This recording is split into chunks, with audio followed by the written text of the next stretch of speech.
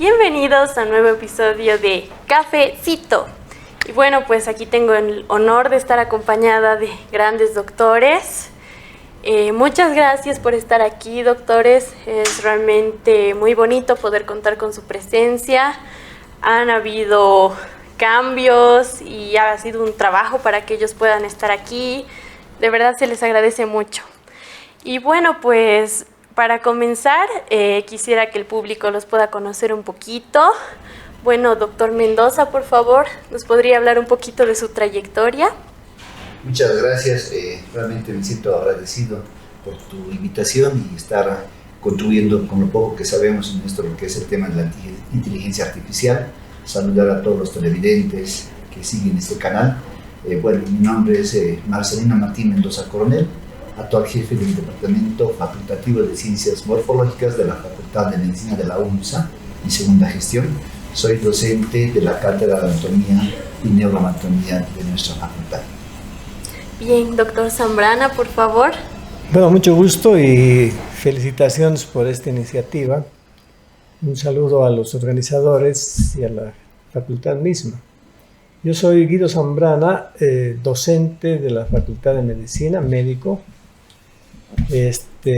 Ya tengo algunas décadas de profesor, principalmente en la cátedra de histología, y he ocupado cargos de dirección de carrera, vicedecanato, decanato en mi facultad. Es un gusto estar compartiendo además con colegas renombrados y de alto nivel académico. Gracias, doctor. Doctor González. Muchas gracias. De igual manera, felicitarles por esta iniciativa de cafecito, en el cual vamos a dialogar aquí entre académicos. Yo soy el profesor Juan Miguel González Velasco, coordinador académico del Centro de Seguimiento y Gestión de la Calidad. Trabajo en la Facultad de Ciencias Farmacéuticas y Bioquímicas. Ya llevo muchos años también trabajando materias como metodología de la investigación y epidemiología y salud pública. Esperemos que esta tarde sea un momento para compartir y debatir por este tema que se considera a veces tan controversial. Muchas gracias. Bueno, pues el tema de hoy es inteligencia artificial aplicada a las ciencias de la salud, a la educación y a la investigación. Entonces vamos con la primera pregunta.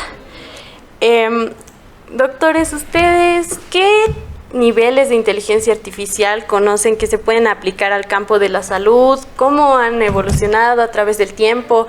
¿Se aplican en su facultad, en nuestra facultad, doctor? Muy bien, muchas gracias por la pregunta. Bueno, existen diferentes tipos de niveles de inteligencia artificial, no solamente en el área de la salud, pero en este caso, relacionado a esta área, tenemos uno que es basado en la utilización de algoritmos, el otro es la utilización de imágenes, ¿no? Y el otro de herramientas que coadyuvan a lo que es el diagnóstico o el seguimiento médico, digamos, en este caso. Yo plantearía de inicio, para iniciar, el uso de algoritmos más o menos es cuando utilizas la inteligencia artificial y tú colocas, digamos, por ejemplo, en el ámbito médico, podemos utilizar una historia clínica. Tú puedes colocar los datos de la persona en la inteligencia artificial, colocas los signos y síntomas, ellos siguen un algoritmo, digamos, te preguntan a cuándo ha empezado, cómo ha empezado, qué ha desarrollado, y luego, una vez que completas esa ficha técnica, que es un algoritmo, te saca un diagnóstico. ¡Wow! Entonces, la inteligencia artificial en el área de salud, en este caso, utilizando esos algoritmos, te ayuda a sacar diagnósticos, ¿no? Inclusive te puede llegar a tratamientos. Pero tal vez me voy más allá. Otro ejemplo es con la utilización de imágenes. Miren, nosotros como seres humanos, la especialidad que utiliza para hacer diagnóstico por imágenes antiguamente se la conocía como radiólogo, actualmente se la conoce como imaginólogo, ¿no? Porque abarca la ecografía, radiografías, tomografías, resonancias nucleares magnéticas, helicoidales, etc. Entonces, de cierta manera, cuando el médico observa una placa, no llega realmente al 100%, ¿no? Específico para realizar un diagnóstico viendo una simple imagen. Puede haber un margen de error, o tal vez puede haber algo que se le puede haber escapado en la descripción de lo que ve en una placa. Con la ayuda de la inteligencia artificial podemos subsanar esos déficits de lo que el ser humano puede describir. porque la inteligencia artificial llega a ese nivel de poder ser más específico, más sensible, ¿no?, con sus diagnósticos. Eso es con referente a lo que yo conozco referente a la utilización de la inteligencia artificial en el área de la salud. Doctor Zambrana. Bueno, yo creo que esto de la inteligencia artificial y los otros componentes que han aparecido en cuanto al mundo digital están transformando de manera que las profesiones se están transformando. Algunas van a desaparecer por efecto y la presencia de todas estas nuevas tecnologías. Yo diría que todas van a tener que reformularse y algunas profundamente. Como lo ha mencionado el doctor Mendoza, ¿no? Podría decirse que, por ejemplo, en imágenes, una máquina te va a tomar una tomografía, eso va a ir a la inteligencia artificial, y la inteligencia artificial te va a responder el diagnóstico, casi obviando, con mucha claridad, obviando la participación del profesional. O sea, el imaginólogo va a tener que ser diferente. Y así lo mismo en una enormidad de especialidades y profesiones. Dermatólogo, por ejemplo, bastará con tomar la fotografía de una lesión dermatológica, enviar a la inteligencia y en tiempo casi real te responde qué es y hasta te puede decir qué tratamiento. Pero en todo momento hay que aclarar que el profesional no está excluido, porque él tendrá que dar la definición final respecto a cada paciente. Lo mismo pasa en diagnósticos de ustedes que son los que están en el área. En teoría, por lo menos, y en práctica y en algunos lugares, uno puede entregar su muestra haciéndose con un aparato una toma de sangre. Eso se pasa a la máquina hace los resultados, manda a la inteligencia y la inteligencia da el informe. Pero siempre va a ser necesaria la mediación del profesional porque hace una correlación clínico-laboratorial, por ejemplo, ¿no? Bueno, si las profesiones van a cambiar así, obviamente tienen que cambiar las universidades para formar esa clase de profesionales. Es verdad. Porque si seguimos formando como ahora, en general, hay cambios que yo diría aislados, vamos a seguir formando profesionales que ya no son para este momento. De hecho, el mercado ya no va a contratar por títulos, grados académicos y cantidad de diplomas. El mercado ya está contratando a quienes muestren la competencia. Y en el área de ustedes, por ejemplo, la competencia está muy ligada a la tecnología. No, ya no es pensable que ahora tenga que hacerse, digamos, trabajo de muestras masivas de sangre visualmente con el microscopio, porque hay tecnología que puede hacerlo masivamente con mayor precisión tal vez, pero que siempre reitero que se requiere la presencia del profesional, incluso para manejar la nueva tecnología, ¿no? Claro, por supuesto. Entonces, esto va a determinar que se cambien los perfiles profesionales, va a determinar que los escenarios de aprendizaje se cambien. Ya no puede pensarse una aula, como yo estoy ligado un poco a histología y patología, una aula donde uno explique las imágenes y teóricamente no van a tener que ser las aulas transformarse más bien en espacios de aprendizaje, o sea, laboratorios desde el primer año, más que una teorización. Ahí viene esta incorporación de inteligencia artificial y GPT. ¿Qué es básicamente la inteligencia artificial? Un gran archivo de datos construido por todo lo que se produce en ciencia y no ciencia también, y que es recogida en un mega archivo, y ese mega archivo es por los algoritmos enseñado a procesar así la información de esta manera. Por ejemplo, si tú tienes los datos de lunares, y cuando yo te pregunto sobre un lunar, me tienes que responder cuál de esos lunares es, ¿no? Estoy hablando en chiquitito. Y por eso es artificial, porque en realidad el humano, el de la inteligencia racional, si quieren, es el que brinda los datos y el que da la fórmula de cómo debe procesar esos datos la inteligencia artificial. Entonces también hay que comprender que puede fallar la inteligencia dependiendo cómo hacemos la incorporación de datos, qué datos ponemos. Y esto es ilimitado. Por si vos entras a un sitio y buscas lo que estamos hablando, inmediatamente tú eres parte de esa memoria gigante, ya eres parte. Y si hiciste un comentario, una opinión o pusiste un artículo tuyo, ya eres parte. Entonces tiene tal... Bueno, para esta primera introducción, entonces debe cambiar el escenario de formación y por tanto los currículos y la incorporación de estas nuevas tecnologías como inteligencia artificial, GPT, y cómo la usas ahora. Creo que más adelante vamos a poder conversar de eso. Doctor González, bueno, la inteligencia artificial actualmente se está aplicando dentro del avance de sus materias. Aquí en la facultad estamos empezando a manejar. Sí, bueno, primero me gustaría entrar en debate con lo que han externado los compañeros, colegas, en el sentido de una palabra que ha señalado el doctor Guido, el casi. Yo creo que el concepto básico de inteligencia artificial en la época actual solamente nos habla, como señalaba el colega, en el nivel de algoritmos para que determinadas máquinas semejen o igualen al razonamiento humano, incluso a niveles conductuales. Eso es grave, eso es realmente grave. Nosotros tenemos la inteligencia natural, ¿sí? Todo ese proceso. Nosotros como seres humanos creamos una inteligencia artificial para asemejarse a un humano, igualarlo e incluso superarlo. Estamos ahorita en una fase inicial. Pero, por ejemplo, inteligencia artificial, ¿cuándo surge?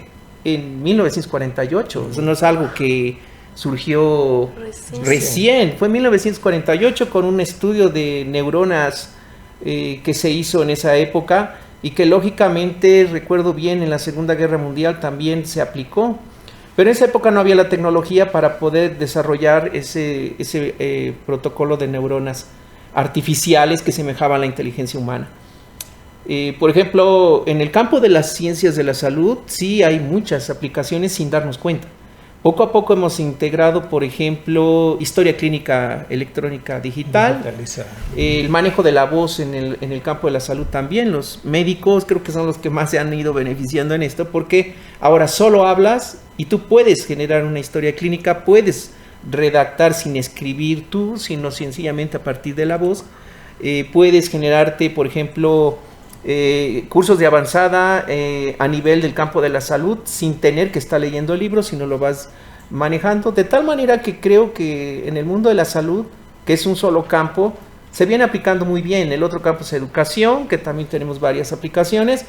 El mundo actual trata de semejar la inteligencia artificial a la vida cotidiana. Nos tratamos de hacer la vida más fácil, supuestamente con la inteligencia artificial, pero no vemos los riesgos que puede haber hacia adelante. En el campo de la educación es más fácil que ahora podamos tener un holograma que esté en mi representación dando la clase de epidemiología, mientras yo estoy en otra reunión y está trabajándose de esa manera.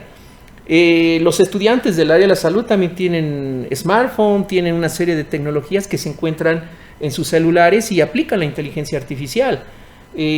Por ejemplo, para temas de laboratoriales, nosotros en el campo de la bioquímica, desde el WhatsApp nosotros podemos trabajar y hablar con una máquina que te da el resultado. Eso ya algunos laboratorios en la ciudad de La Paz ya manejan de esa manera el manejo del diagnóstico, que tú no necesitas hablar con ninguna persona del laboratorio, sencillamente hablas a partir del chat del número telefónico y te da el resultado y te va explicando todo el proceso.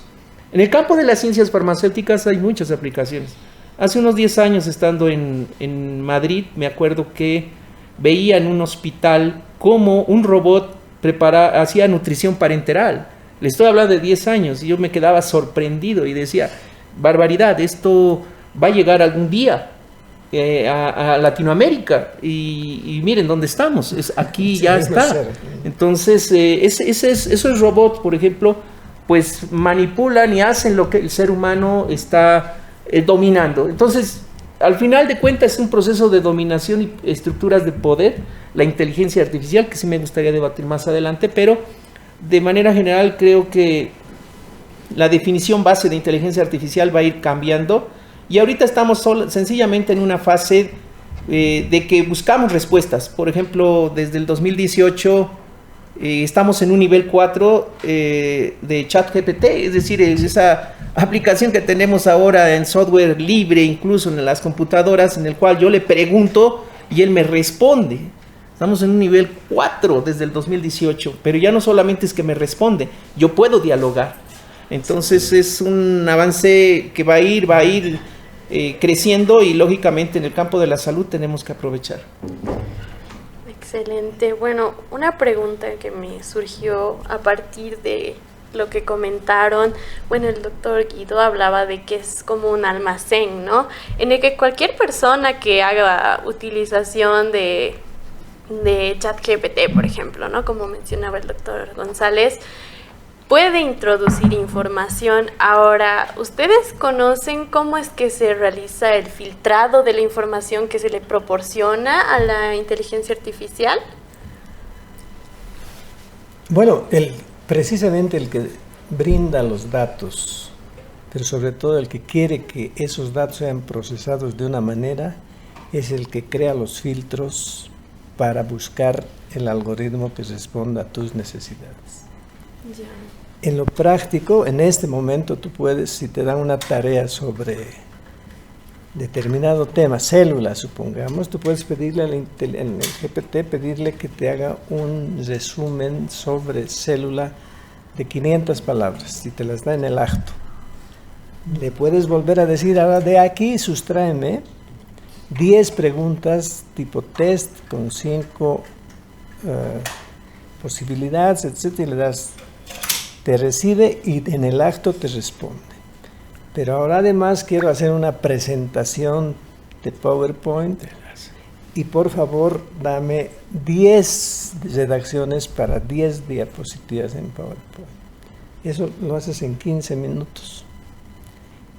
Asumimos que esa es la tarea que te ha dado tu profesor. Y la ha dado a 30 muchachos. Y los 30 tienen tiempo casi real y te la presenta. ¿Qué posibilidades tiene el profesor de verificar que bajo ese proceso has aprendido, que es el objetivo?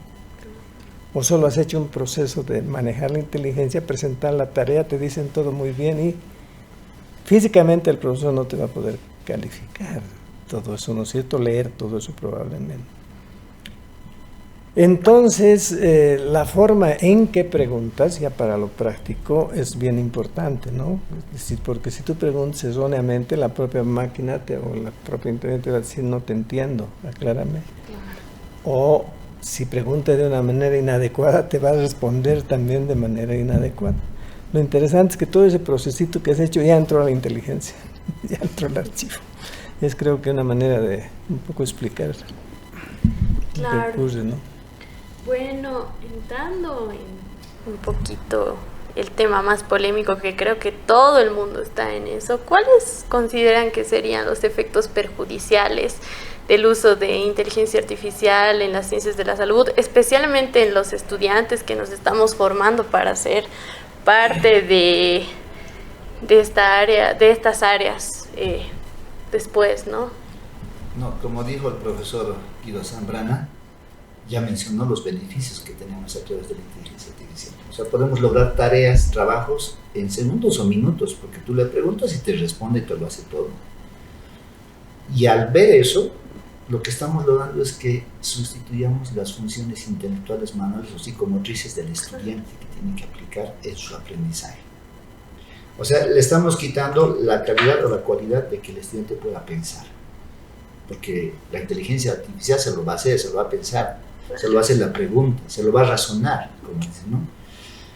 Y de cierta manera estamos quitando lo fundamental para la formación de un profesional en el área de la salud. En este caso, si es bioquímica y farmacia. ¿Por qué? Estamos evitando que esta persona lea. Estamos evitando que llegue al conocimiento científico que tiene que ser, lo que nosotros logramos como universidades, ¿no? Al leer una gran cantidad de hojas, siempre nos salen preguntas o dudas, y en función de esas preguntas o dudas nos salen las preguntas de investigación que podamos plantear para un futuro trabajo de investigación. Pero al abarcar a la inteligencia artificial, estamos evitando ese razonamiento. O sea, estamos evitando que el estudiante filosofe cuando aprende algo. Y eso es perjudicial, ¿no? Entonces, yo creo que estamos frente a un reto grande donde nosotros, los profesores, los docentes del área de la salud en las distintas carreras, tenemos que hacer ya un hincapié y abrir bien los ojos, los oídos, escuchar bien de lo que está ocurriendo, porque realmente tenemos que ver y adecuarnos a la manera de cómo ya vamos a evaluar a estos estudiantes que nos han presentado un trabajo. Yo no sé realmente si él lo ha hecho o no, porque con la inteligencia artificial lo van a resolver a tiro, como dicen. Pero entonces nosotros como docentes tenemos que ver la manera de cómo yo puedo garantizar que el estudiante ha aprendido efectivamente lo que yo le he dado como tarea, ¿no? Entonces eso es tal vez un desafío como docentes que tenemos frente a la inteligencia artificial. De los beneficios es grande en todo campo, como ya habíamos hablado, ¿no?, de las imágenes y los algoritmos. En bioquímica y farmacia tú colocas los resultados. Si te dan un resultado al médico o laboratorio, no sabes interpretar el laboratorio, tú lo transfieres a inteligencia artificial y te da la interpretación del laboratorio. Y te da, ya tienes los resultados. Entonces, como que queramos o no, al fin y al cabo, yo creo que este tipo o esta situación de la inteligencia artificial nos está poniendo en una situación muy de frente a frente. Inteligencia artificial, seres humanos, naturaleza, para que realmente, ¿dónde tengamos que llegar? En Suecia, Nueva Zelanda, ya han visto que no se puede utilizar ya mucho el Internet y están volviendo a la utilización de los libros. ¿Por qué? Porque se está quitando el raciocinio a los niños, a los estudiantes. De cierta manera, lo que estamos logrando es, si hablamos desde el punto de vista psicopedagógico también, es que al aplicar la inteligencia artificial, el estudiante no active su memoria a largo plazo, sino a corto plazo, porque va a aprender para el momento, va a llegar al examen, va a aprender y va a desenvolverse para el momento. Termina el examen, se va vacío. Y esa es una de las desventajas que tenemos frente a la inteligencia artificial. Es por eso que las escuelas psicológicas en Suecia han visto de que no es de cierta manera ventajoso utilizar así nomás a libre albedrío la inteligencia artificial para el aprendizaje. Pero bueno, desde este punto de vista, la inteligencia artificial forma parte de la evolución del hombre. Eso no lo podemos descartar. Tenía que llegar, o sea, tenía que llegar como sea la inteligencia artificial, porque forma parte del proceso evolutivo histórico, científico, natural del ser humano. Creo que el gran reto, por ejemplo, en los estudiantes y los docentes, es no tomar la inteligencia artificial como el que me va a sustituir o el que me va a hacer las cosas. Creo que tenemos que aprender a manejar a la inteligencia artificial como un complemento, pero también como una herramienta desde el punto de vista, por ejemplo, pedagógico.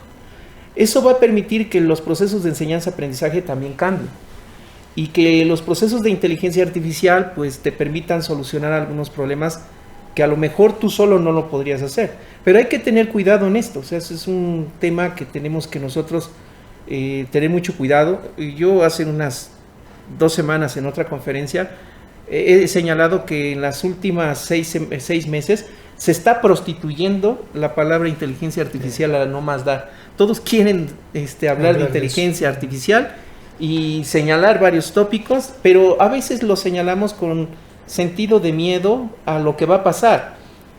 Todavía nos falta un largo camino. Creo que entre sus... ya no quiero hablar de los beneficios, ya se ha señalado mucho, pero ¿dónde están los riesgos? Cuestión ética.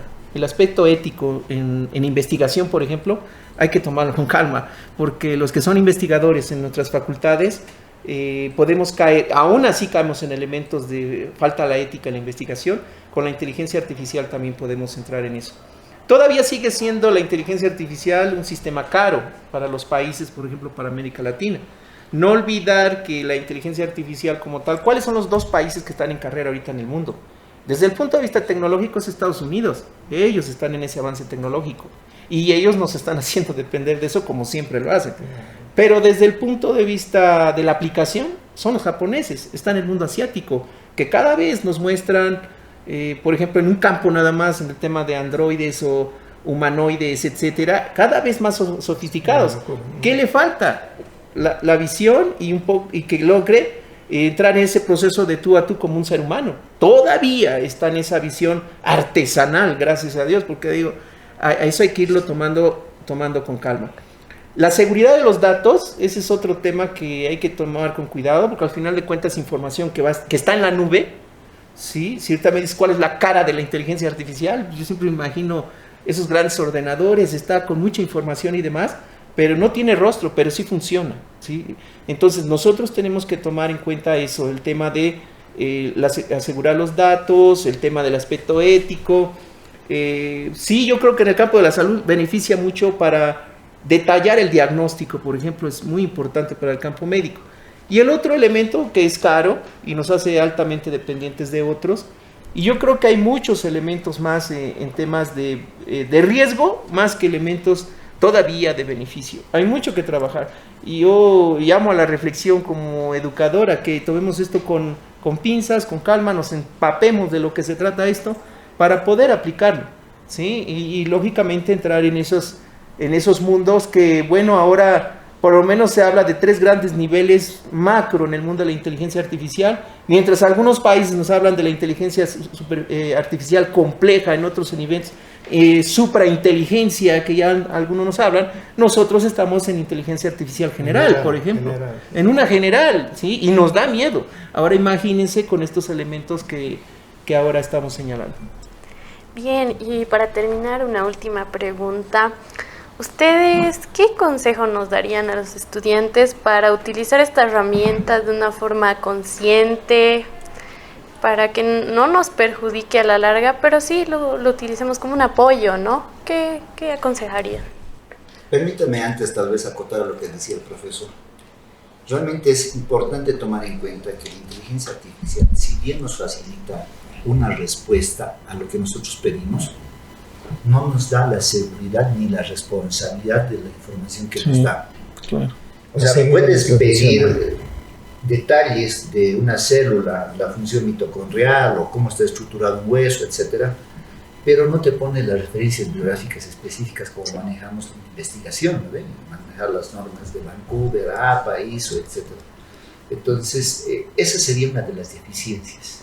No tenemos algo seguro, no tenemos alguien responsable, como decían, la inteligencia artificial no tiene un rostro, algo específico en la cual pueden decir, yo soy 100% confiable, ¿no? Entonces todavía, como decimos, la inteligencia artificial está evolucionando, así como unos 10 años atrás o 15 años atrás teníamos un celular, ¿no? Que solamente tenía unas funciones básicas, no era el smartphone, no tenía estas funciones digitales. Así mismo está yendo evolucionando la inteligencia artificial. Yo creo que con el pasar del tiempo vamos a llegar a esos requisitos que estamos pidiendo, responsabilidad y seguridad con la información que nos está transmitiendo la inteligencia artificial, ¿no? Entonces ahora, con respecto a la segunda pregunta, me decías... ¿Qué consejos nos darían a los estudiantes para utilizarlo como herramienta, pero de una forma consciente, responsable, que no termine perjudicándonos? Porque es verdad que al ser tan sencillo de manejar y que existen distintas aplicaciones, páginas, entonces uno puede acostumbrarse, ¿no? Como a utilizar eso por temas de tiempo, porque es pesado, ¿no? Nuestras carreras son bastante pesaditas, entonces yo creo que a veces lo más fácil es de una vez.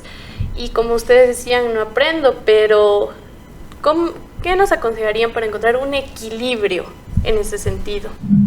Bueno, desde mi punto de vista, yo siempre hablo esto con mis estudiantes y les digo, cuando ustedes quieren aprender algo, siempre pregúntense, pregunten siempre de qué, para qué sirve. Y en este caso, ustedes no tienen que solamente memorizar algo, porque el personal del área de la salud, y digo personal del área de la salud, me estoy extendiendo a todas las carreras del área de la salud, bioquímica, farmacia, enfermería, nutrición, medicina, todos, se caracterizan por ser personajes que tienen alto uso del raciocinio. El estudiante, el médico, todo lo que es del área de la salud se caracteriza realmente por ser una persona que aprende y filosofa de lo que ha aprendido, porque hace una crítica de lo que ha aprendido. Entonces, en función de eso, siempre recomiendo que el estudiante debe activar su memoria a largo plazo. ¿Cómo? Siempre preguntándose a partir de conceptos. Si tú quieres aprender algo, puedes agarrar y copiar lo que has hecho y listo, has puesto tu tarea, tienes 100 puntos. Nadie te va a decir nada, lo he hecho. Es una copia. Pero ¿se ha quedado algo en ti? No. Entonces, ¿qué tienes que hacer? Es transmitir lo que has aprendido a otras personas y así se va quedando tu información. Y eso es beneficioso. El que aprende automáticamente va a probar. Pero si ustedes se van a ligar, en este caso, a la inteligencia artificial, estamos asegurando que solamente podemos llegar a un aprendizaje corto, porque después no garantizamos que ese aprendizaje se quede acá adentro de una corteza cerebral, específicamente para toda la vida. Entonces yo creo que es importante tomar con pinzas y decir, si yo realmente yo voy a vivir con esta formación, con esta profesión que yo voy a tener, entonces como responsabilidad todos del área de la salud tenemos que tomar en cuenta que somos seres humanos que trabajamos con otros seres humanos, en nuestras manos están seres humanos. Yo creo que como docentes tenemos que concientizar a nuestros estudiantes de que realmente la vida nos da una oportunidad, nada más, una oportunidad porque estamos en un trabajo muy serio. Cualquier déficit o cualquier percance por impericia o negligencia del personal le va a costar la vida a otra persona. Entonces, este juego de utilizar la inteligencia artificial está muy ligado a lo que el docente transmita para su conciencia del estudiante y tome conciencia que la inteligencia artificial, si bien nos facilita la información, no nos da seguridad, no nos da responsabilidad y no nos garantiza un aprendizaje al 100%. Eso sería para mí. Gracias. Bueno, yo creo que estamos claros en que la inteligencia artificial es una herramienta, una asistencia y algo que no se va a ir, junto con nuevas cosas que están apareciendo. El arte va a estar en cómo administrar esa presencia de todas las que son estas nuevas tecnologías, y así como está en el estudiante, pero está un poco más en responsabilidad del docente. Si el docente va a funcionar como actualmente lo hace todavía, como el clásico enseñador que tiene supuestamente toda la información y transmite para que los otros sean aprendedores, eso ya está fracturado. Porque ahora todo lo que hay que aprender está en el mundo digital. Esto que estamos en este momento conversando ya está entrando al mundo digital. Sí. Entonces, ¿qué sentido tendría para un docente creer que su clase magistral tradicional tenga que ser como siempre fue y todavía que diga, cuidado, me fotografíen mis diapositivas o está prohibido hacer esto? Entonces, está cambiándose a que la clave esté en el aprendedor, ¿no? Que la responsabilidad de la profesionalización está más en el aprendedor que en los enseñadores. Por tanto, el aprendedor tiene que aprender a hacerse profesional más que aprender para responder a los exámenes, ¿no? Y entonces en eso vamos a tener que invertir las cosas. Si se sabe que toda la información está, pedir que a la clase, entre comillas, que ya ni siquiera es clase, sino es una actividad de taller, de intercambio horizontal, venga ya dominando el tema y discutamos más bien con el docente el tema sobre puntos concretos para la profesión. Es decir, aprende para ser profesional, de un profesional que va a lidiar con la inteligencia artificial, que además tienes que ser ético y además tienes que interactuar con otros profesionales y además tienes que ser hábil en utilizar la inteligencia para el bien común que es objeto de tu profesión, para la salud. Entonces, yo diría que parte tenemos del desafío los docentes, pero ya nuestro rol va a ser diferente, conducir para que el aprendedor sea el dueño de la profesionalización, así va a cambiar, creo. Bueno, finalmente creo que tendremos que estar claros que los estudiantes, los jóvenes, usan la inteligencia artificial. Eso es, no les tienes que decir, aplícala, ellos la están usando.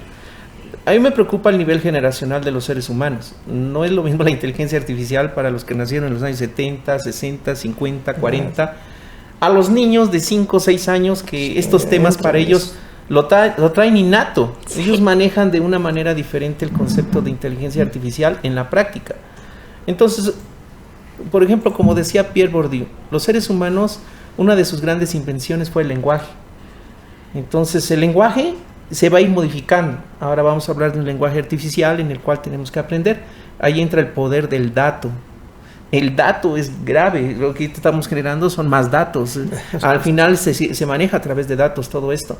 Entonces hay un poder ahí, el poder del dato.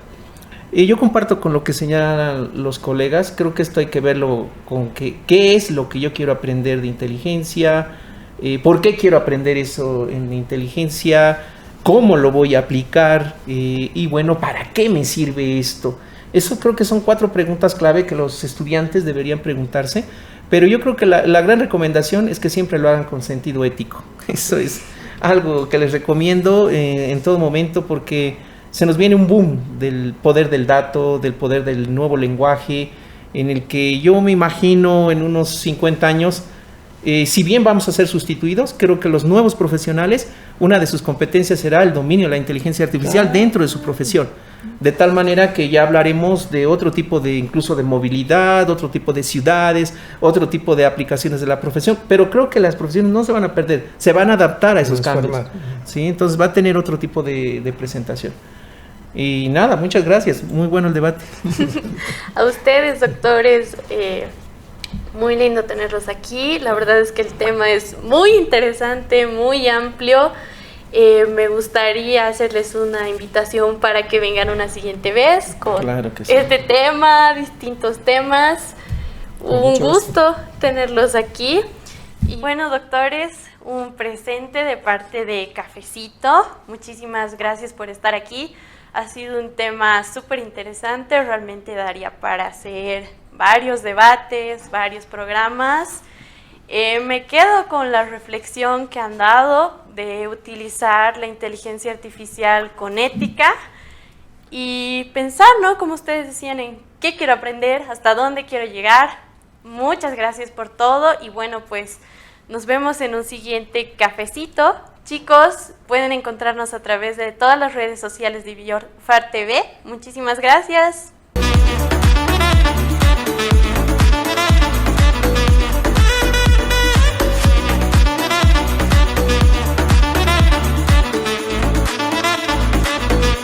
Cafecito.